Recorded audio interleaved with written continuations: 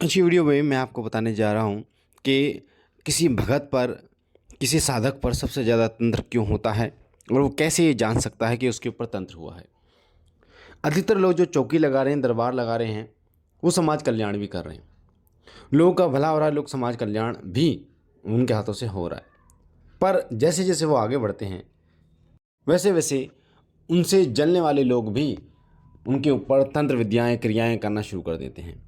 और सिर्फ कारण ये होता है कि वो व्यक्ति जो है वो ऊपर चढ़ रहा है, लोगों का कल्याण कर रहा है और लोग उसके जानना शुरू कर देते हैं, लोग उसके पास जाना शुरू कर देते हैं। इस कारण से बहुत सारे भगत, बहुत सारे साधक, बहुत सारे तांत्रिक उसके ऊपर तंत्र क्रियाएँ करना शुरू कर देते हैं। और एक नहीं करता, कई कई कई लोग जो है वो तंत्र क्रियाएँ करते हैं उसको। तो एक जो भगत होता है, एक जो साधक होता है, उसको लोक कल्याण भी करना है और लोक कल्याण के साथ साथ में उसको खुद की भी सुरक्षा करनी होती है, उसको तंत्र से भी बचना होता है। एक साधक के दरबार लगाने वाला व्यक्ति जो है वो 100-150 लोगों से के संपर्क में आता है जिनको नेगेटिविटी की दिक्कत होती है, भूत प्रेत जिन मशान नकारात्मक शक्तियों की दिक्कत होती है। वो लोगों को छूता भी है, लोगों के संकट भी काटता है, उनसे भिड़ता भी है, कई बार अपने शरीर पर उस संकट को लेता है ताकि वो हट जाए। पर इसके बावजूद भी कई ऐसे लोग होते हैं जो उसके ऊपर तंत्र क्रियाएं करना शुरू कर देते हैं, जो उसके ऊपर बार बार मारण क्रिया तक भी उस व्यक्ति के ऊपर होती है, जो साधक या भगत होता है। तो सबसे इम्पोर्टेंट चीज़ होती है खुद की सुरक्षा, खुद की रक्षा। क्योंकि जो तंत्र क्रियाएं हैं ये सूक्ष्म तरीके से की जाती हैं और ऐसे ऐसे महारथी, ऐसे ऐसे अघोर, ऐसे ऐसे अघोरी, ऐसे ऐसे तांत्रिक भगत इन क्रियाओं को करते हैं जो बहुत ज़्यादा गंदी शक्तियों को, शमशानी शक्तियों को पूजते हैं, उनके द्वारा कराते हैं। और लड़ाई कुछ नहीं होती, लड़ाई सिर्फ इतनी सी होती है कि वो व्यक्ति अपना काम कर रहा है, लोगों के लिए कल्याण कर रहा है, लोगों का फ़ायदा कर। अब मेन दिक्कत ये होती है कि जब वो तंत्र करता है, कोई व्यक्ति भी उसके ऊपर करता है, अगर उसके पास वो देवता नहीं है, वो दूत नहीं है, वो शक्ति नहीं है कि वो खुद की रक्षा कर सके, या वो शक्तियाँ उसकी रक्षा के लिए नहीं खड़ी होती, या उसकी पावर या उसकी ऊर्जा इतनी नहीं होती कि वो स्वयं की या अपने परिवार की रक्षा कर सके, तब इन तांत्रिक क्रियाओं का असर उस व्यक्ति के ऊपर होता है। और कई बार अगर वो थोड़ा सा पावरफुल भी है, उसके पास शक्ति भी है, तब भी यानी कि 100 में से 20%, 10%, 30% असर उसके परिवार पर होता है। अब कैसे असर होता है? सबसे पहले जब तांत्रिक क्रियाएं की जाती हैं या कोई भी मारण क्रिया की जाती है, तो सबसे पहले वो कैसे जान सकता है कि उसके ऊपर क्रिया की गई है? सबसे पहले उसकी आर्थिक परेशानियां शुरू हो जाती हैं उस भगत की। कई ऐसे भक्तों को आपने सुना होगा जो बर्बाद हो जाते हैं।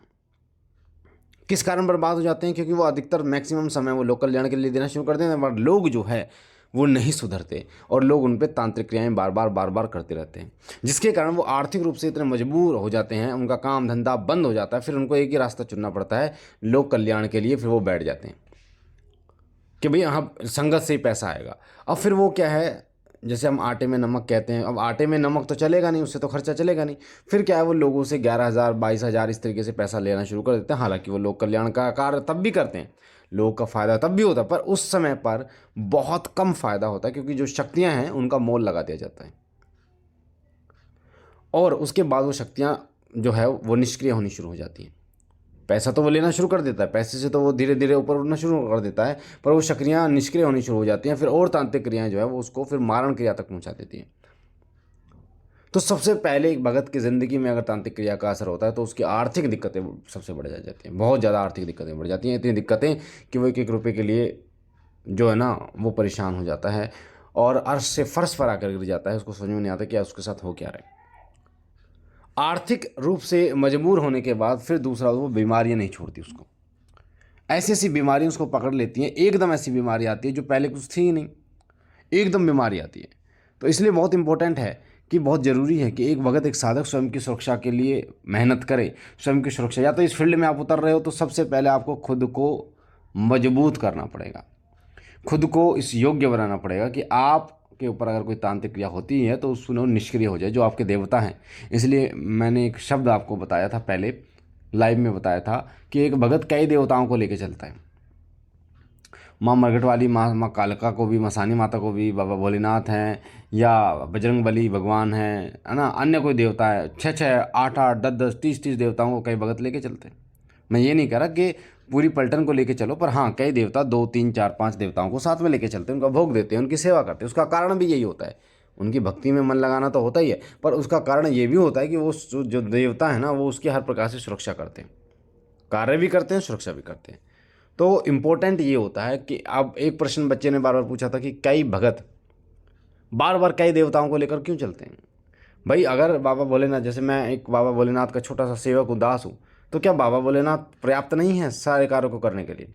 और इसके ऊपर एक डिटेल में वीडियो बनाऊंगा कि आखिर ऐसा क्यों है कि देवता, अलग अलग देवताओं को लेकर एक भगत चलता है, साधक चलता है। तो उसकी एक डिटेल में वीडियो बनाऊंगा। अगर आप कमेंट करेंगे बार बार इस वीडियो पर, तो मैं बिल्कुल वो वीडियो बनाऊंगा और बहुत ही सूक्ष्म जानकारी आपको दूंगा कि क्यों लेके चलते हैं। अभी तो मैं शॉर्ट में आपको बता रहा हूँ कि अब मैं एक भगत जो है वो अपनी सुरक्षा के लिए और अन्य कार्य के लिए अन्य देवताओं को साथ लेकर चलता है। अब वो क्यों चलता है? बाबा भोलेनाथ भी पर्याप्त हैं।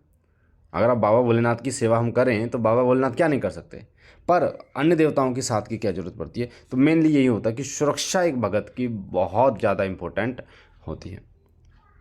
जब भगत गद्दी पे बैठता है तो एक सुरक्षा मंत्र भी होता है जो गुरु के द्वारा मिलता है या वो स्वयं सिद्ध करता है कि उस मंत्र को पढ़कर वो गद्दी पर बैठता है, स्वयं शरीर पर स्वयं के शरीर पर फूंक मारता है, यानी कि खुद का बंधन करता है ताकि कोई नकारात्मक शक्ति उसको किसी प्रकार से पीड़ा ना दे, दिक्कत ना करे।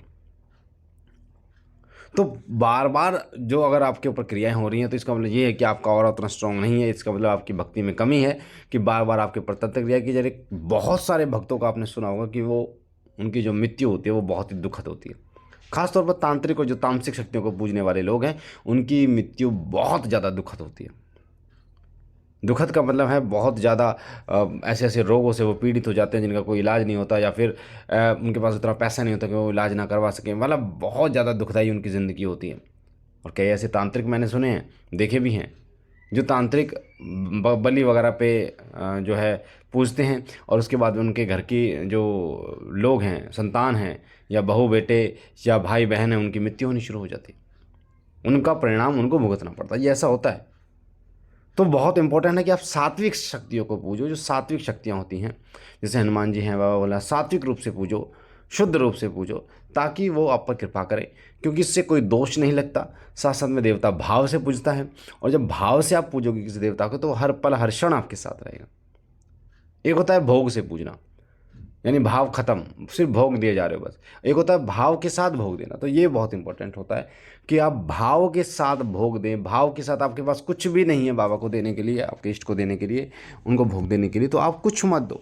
आपके पास जो रोटी है, सब्जी है, रोटी चटनी है, उसी का भोग लगाओ। वो स्वीकार करेंगे, सहर से स्वीकार करेंगे और उसमें आपका कार्य करेंगे। अगर आपके पास कुछ नहीं तो 2 लौंग और 1 बतासा दे दो, या वो भी नहीं है तो 2 लौंग दे दो, उसी से कृपा करेंगे।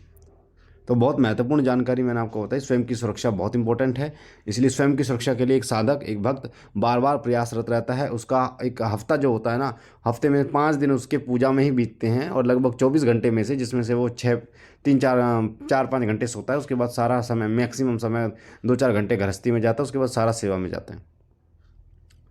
तो मुझे आशा है कि ये जानकारी आपको पसंद आई होगी। पहली बार चैनल पे है तो चैनल को लाइक कीजिए, शेयर कीजिए, सब्सक्राइब कीजिए। बाबा भोलेनाथ आप पर कृपा करें, अनुकंपा करें, सुख समृद्धि रखे आपके घर में। हम मिलते एक नई जानकारी के साथ, तब तक के लिए ओम नमः शिवाय, ओम नमः शिवाय, ओम नमः शिवाय।